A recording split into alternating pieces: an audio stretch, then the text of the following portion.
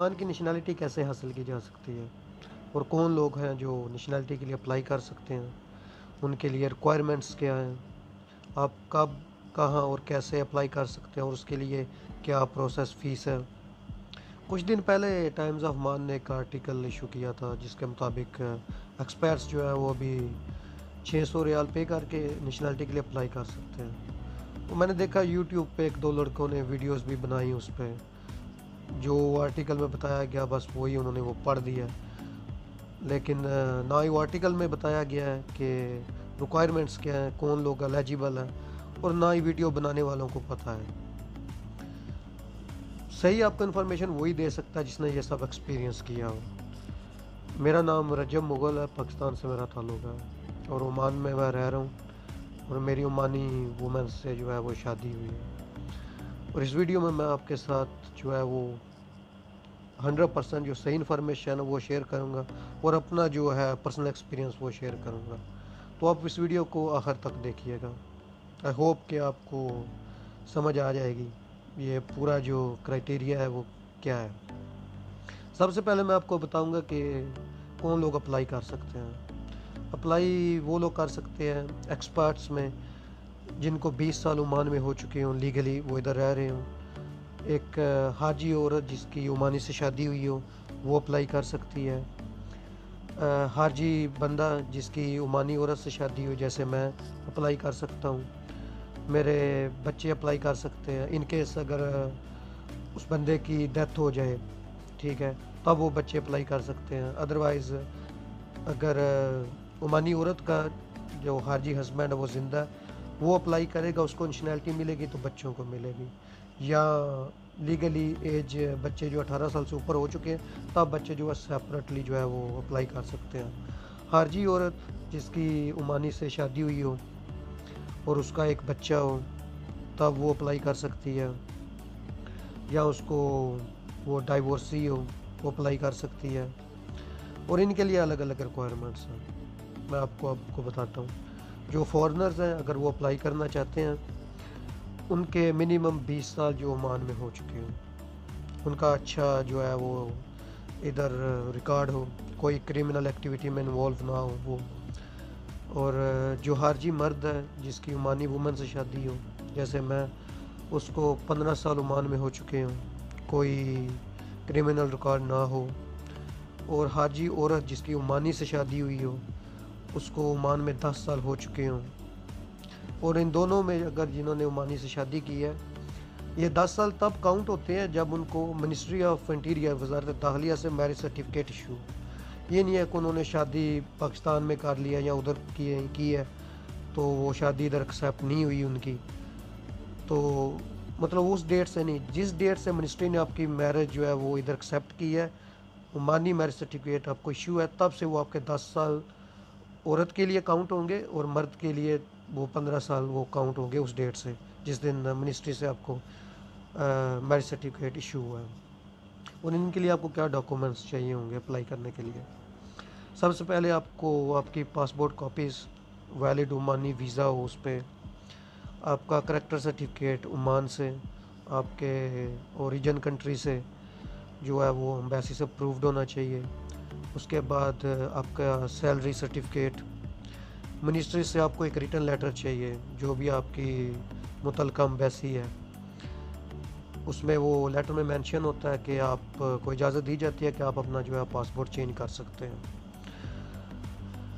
जब ये आपके सारे डॉक्यूमेंट्स हो जाते हैं और मेडिकल सर्टिफिकेट जो ज़रूरी है, ये सब डॉक्यूमेंट्स जब आपके रेडी हो जाते हैं, 20 साल आपके अगर आप खारजी हैं, अगर आप ओमानी से शादी की आप औरत हैं आपके 10 साल हो चुके हैं, अगर आप खारजी मर्द हैं आपकी ओमानी औरत से शादी हुई है 15 साल, ये सारे डॉक्यूमेंट्स रेडी करने के बाद वजारत दाखिलिया अल खुएर में वहाँ पे आप जाएं, ठीक है।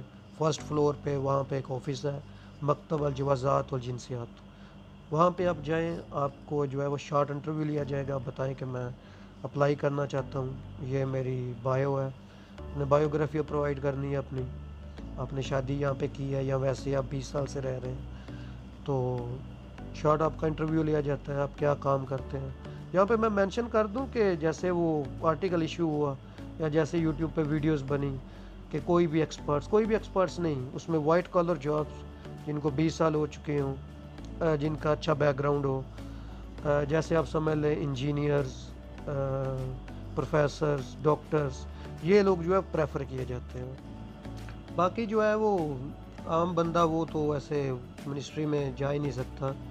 मैंने काफ़ी जो है एक्सपीरियंस किया, मैं खुद 3-4 दफ़ा गया हूँ अपनी वाइफ के साथ। तो मैंने वो देखी जो वीडियोस 1-2 लड़कों ने बनाई थी, तो मुझे काफ़ी हंसी आई, ऐसे मतलब लोगों को मिसगाइड कर रहे हैं। खुद तो वो आज तक उन्होंने मिनिस्ट्री का दरवाज़ा भी नहीं देखा होगा वो कैसा है। तो बात ये है कि जब आपके सारे डॉक्यूमेंट्स हो जाऊँ, जो रिक्वायरमेंट आपकी स्टे है वो आपकी कंप्लीट हो, वहाँ पे आप जाएँ मकतबल जुवाज़ात और जिनसियात में, फर्स्ट फ्लोर है वज़ारत दाखिलिया में। वहाँ पे आपने एक फ़ॉर्म लेना है, वो फ़ॉर्म आपने फ़िल करना है।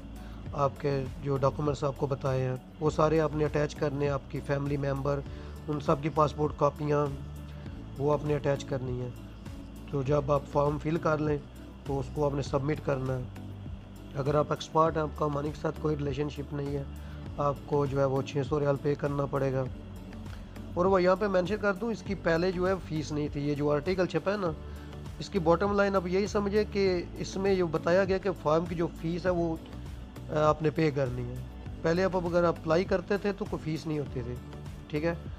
तो एक्सपर्ट्स के लिए जो है 600 ओमानी रियाल, अगर आप ओमानी आपका स्पोस है तो फिर आपने जो है वो 300 रियाल, कोई औरत डाइवोर्सी है ओमानी से उसने भी 300 रियाल, कोई ओमानी औरत का बच्चा है वो अप्लाई करना चाहता है तो उसके लिए अभी 300 रियाल है, वो आप जमा करवा दें। फिर आपकी किस्मत है, 1 साल, सालों भी लग सकते हैं, ठीक है, उसका कोई टाइम पीरियड नहीं है। इसके पीछे बिहाइंड द सीन्स क्या होता है वो मैं आपको बता दूँ, रियलिटी क्या है। रियलिटी ये है कि उसमें आपकी पूरी जो है इंक्वायरी की जाती है, आपका इधर सोशल जो है वो कैसा बिहेवियर है इधर ओमान में, वो आपकी जो है ना वो चुपके से जो इंक्वायरी की जाती है आपसे, ओमानियों से अब इंक्वायरी की जाती है। अगर आपकी जैसे मेरी ओमानी फैमिली है इधर, तो आपके वो ग्रांटर होते हैं, वो उनके सिग्नेचर होते हैं वहाँ पे, वो गारंटी इस चीज़ की देते हैं कि ये बंदा सही रहेगा, आप इसको नेशनलिटी इशू करें, हम गारंटी देते हैं। जो एक्सपर्ट्स होते हैं उनकी भी कोई ओमानी जो है वो गारंटी उठाता है, इंक्वायरी होती है तब, ठीक है, ये सारी चीज़ें इन्वॉल्व होती हैं। तो टाइम पीरियड कोई नहीं है, बहुत सालों लग सकते हैं, 15 साल, 20 साल। बहुत सी फैमिलियों को मैं जानता हूँ जिन्हें 10 साल, 20 साल हो चुके हैं, अभी तक उन्हें नेशनलिटी इशू नहीं हुई। यहाँ पे एक तो किस्मत की बात है, दूसरी बात जो है आपका रिलेशनशिप होना चाहिए। बाकी अगर आपकी किस्मत अच्छी है, आपकी जो एप्लीकेशन है वो रिव्यू में आ जाती है, तो फिर आपको कॉल आती है मिनिस्ट्री से, आपको अरबिक टेस्ट के लिए बुलाया जाता है। अगर आप ओमान में बोर्न हुए हैं, आप यहाँ पढ़े लिखे हुए हैं, तो आपको रिटन टेस्ट देना पड़ता है। आप पढ़ भी लिख सकते हैं, पढ़ सकते हैं। अगर आप फॉरेनर हैं, आप यहाँ पे बस रहे हैं, फिर आपको जो है ना स्पीकिंग टेस्ट देना पड़ता है कि आप अरबी समझ सकते हैं, बोल सकते हैं, कि आप कम्युनिकेट कर सकते हैं यहाँ के लोगों के साथ। ये इसका मकसद ये होता है टेस्ट का। और 2 फैमिलीज़ को मैं जानता हूँ जो इस टेस्ट में फ़ेल हुई हैं। उस टेस्ट में आप फ़ेल हो जाएँ तो अभी जो नया जो रूल आया उसमें यह है कि आप 6 महीने के बाद जो है वो दोबारा अप्लाई कर सकते हैं। 4 चांस आपको दिए जाते हैं, पहले ऐसा कोई चक्कर नहीं था, फिर कोई काफ़ी लंबे पीरियड के बाद आप अप्लाई कर सकते थे। तो अगर आप टेस्ट भी पास कर लेते हैं, आपकी किस्मत साथ देती है, तो फिर आपको जो है वो सबसे पहले एक ओमानी कार्ड जो है ना सिविल, वो आपको इशू किया जाता है जैसे ओमानियों का होता है। उसका 1 साल या कुछ सालों के लिए जो वैलिडिटी होती है, वो देखा जाता है कि अभी आप इसको मतलब एक टेम्परेरी नेशनलिटी दी जा रही है, इसका बिहेवियर चेंज होता है कि नहीं होता, ये कैसा बिहेव करता है इधर कम्युनिटी में। तो अगर बंदा सही चल रहा है, ठीक है कि बंदा सही है, तो फिर उसको दोबारा कॉल आती है, उसको एक टेम्परेरी पासपोर्ट होता है, जैसे हमारा मैसेज है एमरजेंसी पासपोर्ट इशू होता है, ऐसा एक पेपर टाइप होता है। उसमें आप पासपोर्ट से आपको ओमान से आउट करना पड़ता है, आपने अपने कंट्री में इन करना था, फिर आपको अपने कंट्री से उस जो टेम्परेरी पासपोर्ट होता है उससे आउट करके आना होता है। फिर जब आप यहाँ पे आते हैं फिर आपको जो है वो परमानेंट जो है ओमानी पासपोर्ट दिया जाता है और ओमानी नेशनल हो जाते हैं।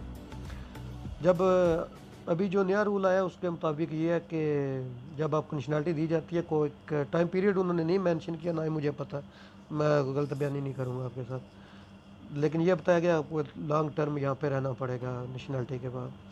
जो वैसे रूल आप कितनी देर ओमान से आउट कर सकते हो। मेरी वाइफ अगर जब वो पाकिस्तान जाती है ओमान का वीज़ा पाकिस्तान का वीज़ा लगवा के, तो ओमान से जो है वो 3 महीने आउट कर सकते हैं पाकिस्तान रहने के लिए।